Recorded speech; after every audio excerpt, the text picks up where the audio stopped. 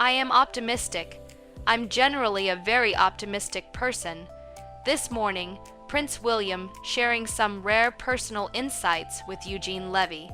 Behind the walls of Kensington Palace, a decision has been made that will reshape the future of the royal family. After months of speculation and quiet whispers, the Prince and Princess of Wales finally broke their silence, revealing news that left the nation holding its breath. The announcement, delivered not with fanfare, but with a quiet dignity that has become Catherine's hallmark, came on a crisp November afternoon in 2024. Kensington Palace issued a statement that was at once deeply personal and profoundly public. The Prince and Princess would not be expanding their family here, would be no fourth child. The months of speculation, hopeful headlines, and constant questions were answered with words that reflected careful consideration and unmistakable resolve. Heartbreak swept through the public as rumors had turned relentlessly for months. Tabloids dissected every photograph, analyzed every public appearance, and searched for any hint of a growing family. When Catherine stepped back from public duties in January 2024, the whispers only intensified as she expecting again. Was her sudden absence from the spotlight connected? The truth, music when revealed, was far more sobering than anyone had imagined. The statement itself stood out for what it conveyed about the couple's perspective. Unlike the typically polished communications from palace walls, this one carried traces of genuine emotion. It spoke openly of difficult conversations, medical realities, and the decision to prioritize health over expectation. While acknowledging the public's curiosity, it firmly conveyed the couple's careful and considered choice.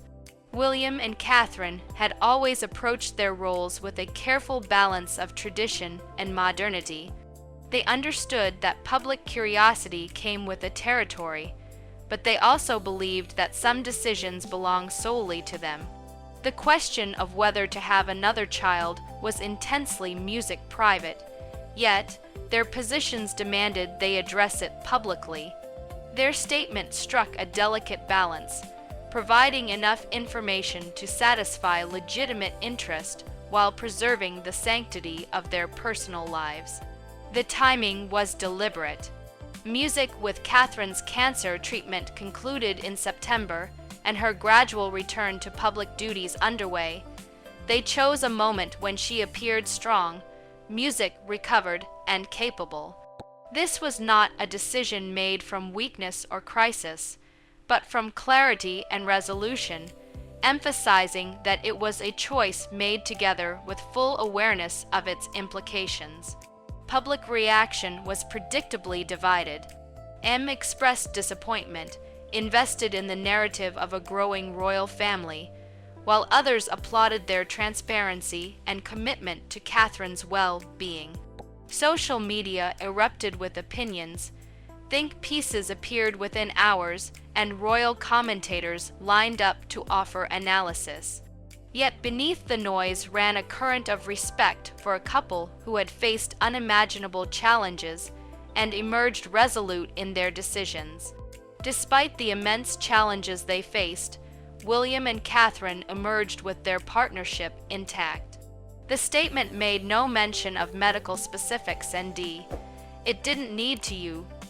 Those who had followed Catherine's journey through 2024 could read between the lines. The abdominal surgery, the cancer diagnosis, and the grueling months of preventative chemotherapy were not mere footnotes in a fairy tale. These were real trials that left tangible marks, both physical and emotional, and the decision about a fourth child was inseparable from these experiences. What made the announcement especially poignant was its quiet acknowledgement of dreams deferred. Music sources close to the couple suggested that Catherine had, in happier times, spoken warmly of the possibility of a fourth child, and William, a devoted father, would have welcomed another addition to their family. Yet, life intervened in ways neither could have predicted, and they adjusted their expectations accordingly. To understand the magnitude of this decision, one must consider the journey that brought them here, which began in the autumn of 2001 at the University of St. Andrews, where two students crossed paths.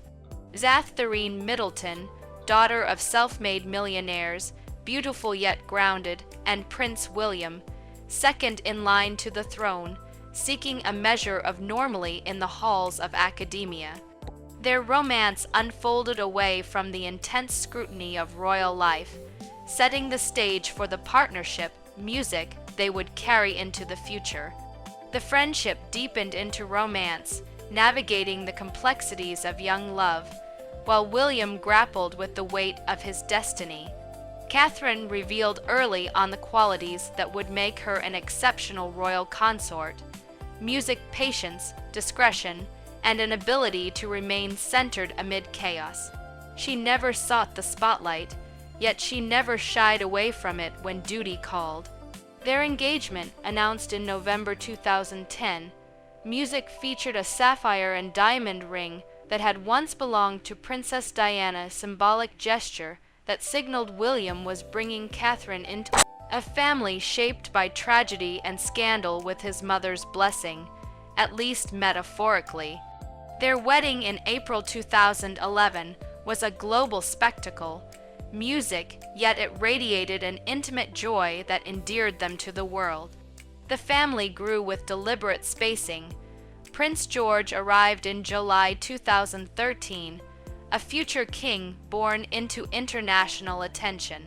Music, Princess Charlotte followed in May 2015, becoming the first royal daughter in generations who would not be displaced in the line of succession by a younger brother, and Prince Louis completed the trio in April 2018, a cherubic presence quickly known for his spirited personality.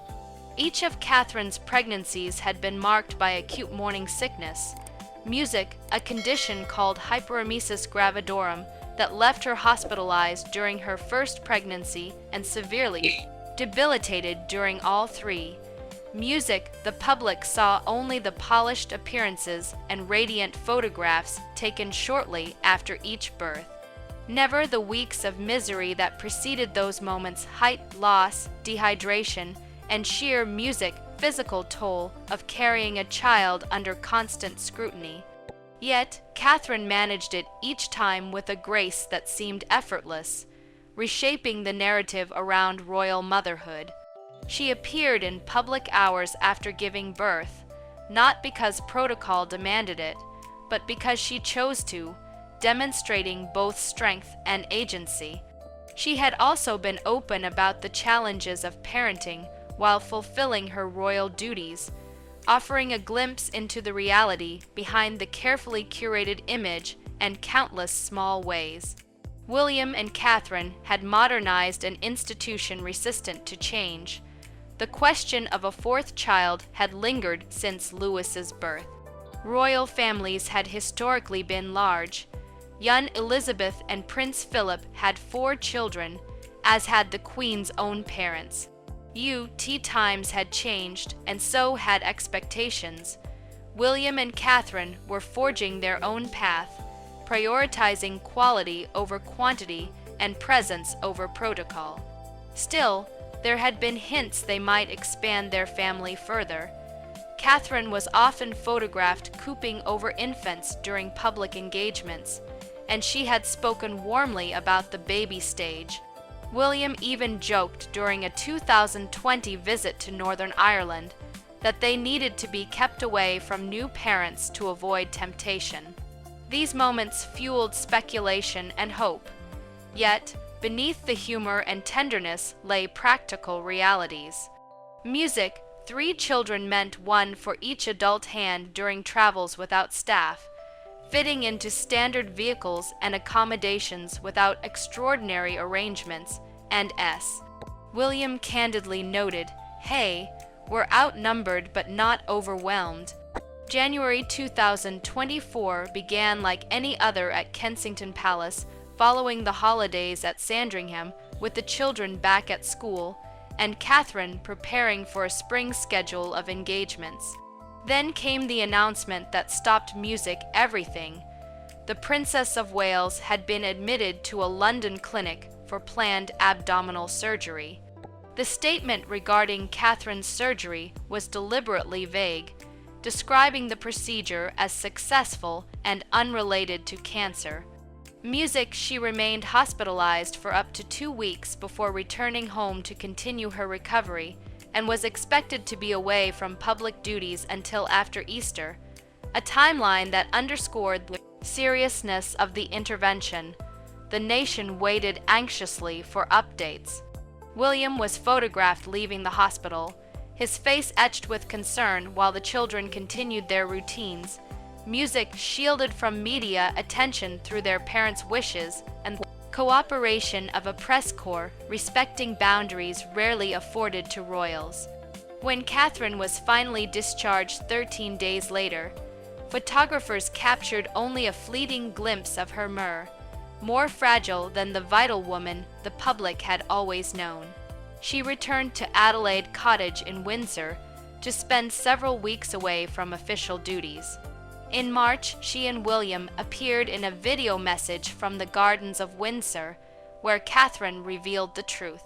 Tests following her surgery had found cancer, and she was undergoing a course of preventative chemotherapy. She asked for privacy for her family, particularly their children. The diagnosis hit the nation like a physical blow. At just 42, Catherine embodied health and vitality, yet faced the same disease that affects millions regardless of title or privilege. The vulnerability in her voice, the determined set of her shoulders, and William's protective hand resting on her knee spoke volumes about the challenges ahead. Medical experts explained that preventative chemotherapy administered after surgery to eliminate any remaining cancer cells can have brutal side effects. Fatigue, nausea, hair loss, and compromised immune function, then music leaving patients feeling worse than before their diagnosis. Catherine endured months of treatment, missing some public events like Trooping the Color in June, yet later surprised everyone by appearing on the balcony, thin but smiling, demonstrating remarkable resilience and commitment to her duties. Catherine carefully, music, managed each public appearance during her recovery, attending Wimbledon, a cherished tradition, and receiving a standing ovation that brought many to tears. Every engagement was timed for when she felt strong enough to face cameras and crowds. Music in September, she announced that her treatment had concluded, bringing palpable relief while acknowledging that recovery would not be immediate. Chemotherapy leaves lasting effects. Music and the body needs time to heal, regain strength, and remember what normal feels like. For a woman in her early 40s, who had already endured 3 difficult pregnancies and 9 months of treatment, the prospect of another pregnancy was far from simple. Medical professionals speaking anonymously emphasized that pregnancy after cancer treatment is possible but requires careful consideration of timing, body recovery, and potential hormone-related risks. Amid these realities, music, Catherine and William also focused on their 3 children. Prince George turned 11 in July 2024, carrying the maturity shaped by circumstances no child should face. As second in line to the throne, he bears responsibilities that his siblings do not. Yet his parents have fiercely protected his childhood, allowing him to attend Lammock School alongside Charlotte and Louis, play soccer, take swimming music lessons, and participate in school events. George understood more than his parents might have wished when Catherine fell ill, demonstrating bravery and a protective instinct toward his younger siblings. Princess Charlotte, 9, shared her mother's poise and her father's determination, offering comfort during Catherine's illness and strengthening their bond, while also holding a unique place in Modern monarchy as fourth in line protected by 2013 succession reforms.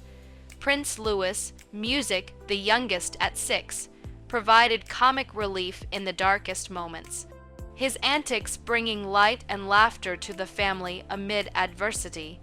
Prince Music Louis, with his uninhibited joy and complete lack of awareness of his own significance, has endeared himself to millions. During Catherine's treatment, he remained unmistakably himself, demanding attention, offering sticky-fingered affection, and reminding his parents that life continues even when it feels suspended. William and Catherine's parenting philosophy has been shaped by their own experiences. Music, William grew up in the gilded cage of palace life. His childhood marked by his parents' acrimonious separation and his mother's tragic death when he was just 15. He has spoken openly about the therapy he required to process that trauma and the years it took to find peace. Determined to music provide his children with what he lacked: two loving parents, stability, privacy when possible, and agency over their own narratives, he has collaborated with Catherine, who brings a different perspective from her upbringing in Bucklebury. Her childhood was comfortable yet normal, filled with family holidays, village activities, and an appreciation for ordinariness and responsibility. Together, William and Catherine have created an environment that honors both the extraordinary circumstances of royal life and the fundamental humanity of their children. 3 children fit this vision perfectly. George, Charlotte, and Louis form a tight unit, each with defined roles and personalities that complement one another. Adding a 4th child would have shifted the dynamics of the family in both predictable and unknown ways.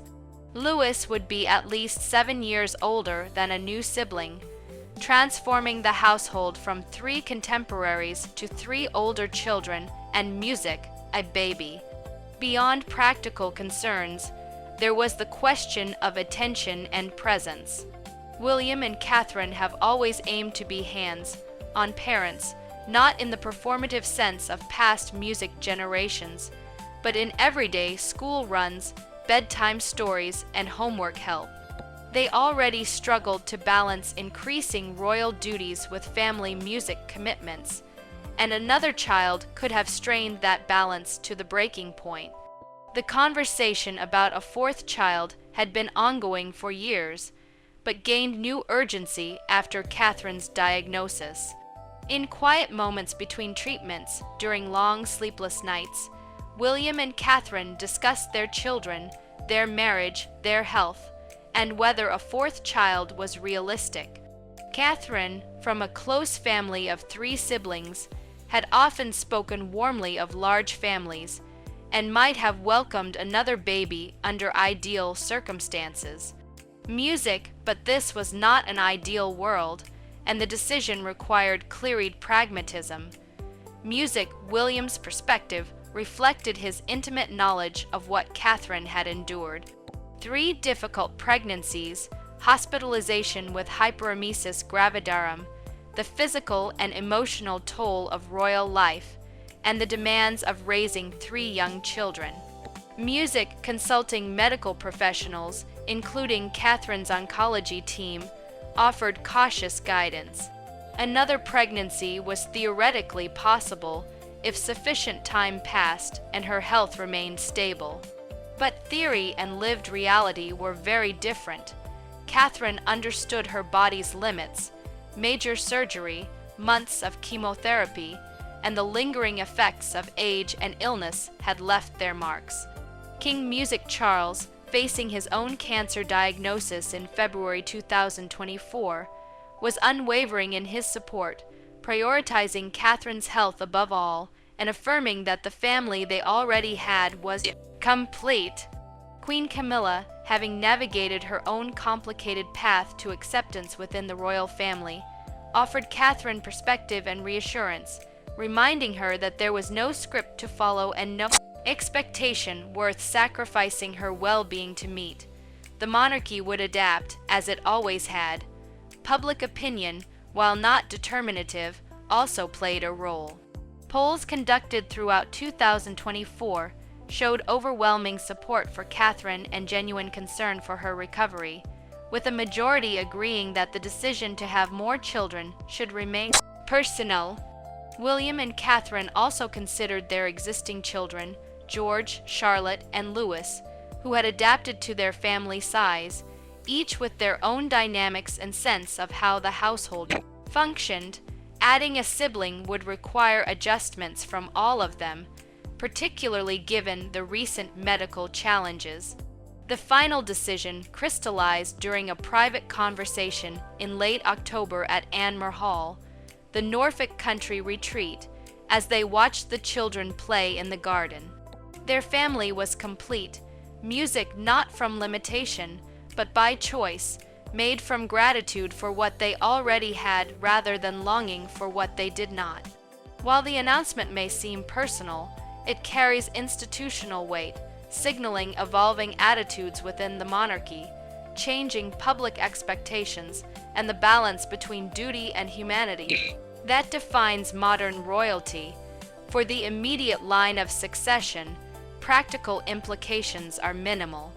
George remains second in line, Charlotte Music fourth, and Louis fifth, ensuring long-term stability and removing the historical rationale for large royal families.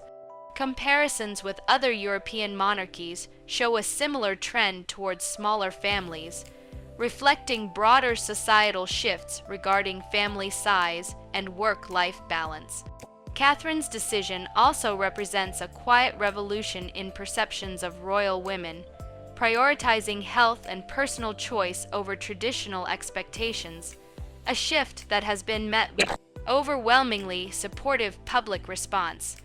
The public response has suggested that the British people have evolved in their relationship with the monarchy.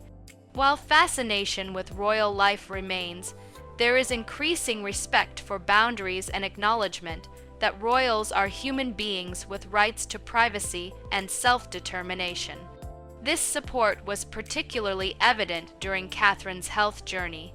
Despite early speculation, the overall media tone was measured and respectful, a stark contrast to the invasive coverage that characterized earlier eras. The decision not to have a fourth child also allows William and Catherine to focus fully on their royal duties, music deepening William's work on homelessness and conservation, and expanding Catherine's initiatives on early childhood development, while increasing their global presence and patronage commitments. For George, Charlotte, and Louis, the family unit remains stable, music enabling them to develop strong sibling bonds without the disruption of a new baby. Music beyond the family, this choice humanizes the monarchy, showing that even future kings and queens make decisions rooted in love, health, and practicality. Critics who argue for larger royal families seem out of step with contemporary values. Music, as 3 children, already exceeds the average family size in Britain, and the Wales children are well positioned to continue the line. Moving forward, the focus will shift to watching music George, Charlotte, and Louis grow, observing William and Catherine mature into their roles and seeing how the family balances extraordinary responsibilities with ordinary joys. The confirmation that they will not have a fourth child marks the end of one chapter and the beginning of another. A decision born of love, shaped by adversity, and music made with full awareness of its implications, demonstrating the wisdom, compassion, and courage music that will define them as exceptional future monarchs.